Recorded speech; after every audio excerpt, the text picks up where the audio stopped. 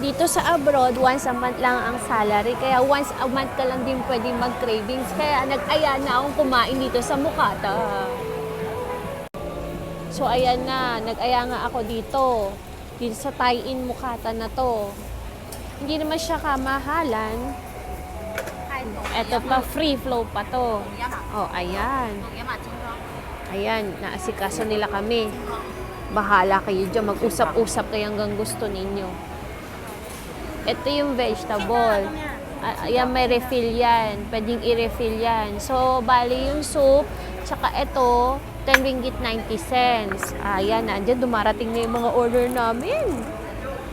Ano ba to? Ba't merong parang meron noodles? Oh. Ito pa. Oh, diba? Panalo. Ayan. Ito nga palang in-order namin. Ang laki, di ba? Totoo yan, malaki yan. Kasi tingnan mo, isang dangkal ko. O, diba? Ayan na tinatawag na carrot milk juice. Ang laki, di ba? Kaya ngayon, mayaman ako. Bukas, mahirap ulit. Kasi kain tayo ngayon dahil craving ko.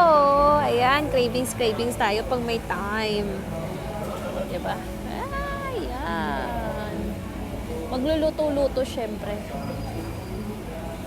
Oh. Mayaman today, mahirap tomorrow. Ganon. So, bali ganyan siya. May taba. So, igaganyan-ganyan mo siya kasi siya yung oil. Ganon. So, pwede ko na rin ilagay dyan yung taba ko kasi dami kong oil, diba?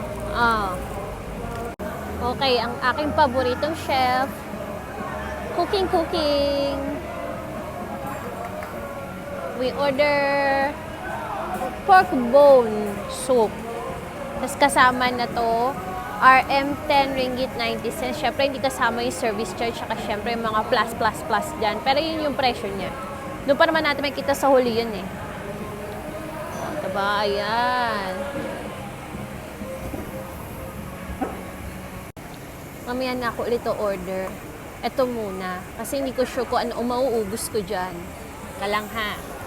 Pabalikan kita ulit. Ito yung favorite ko. Favorite ko to eh, yung bakwa. Nakakain ko lang to pag Chinese New Year eh. Tsaka pag kumakain kami sa ganito. Kasi mura siya dito. Ayan. Lutuin na natin yung bakwa ko. Yung bakwa.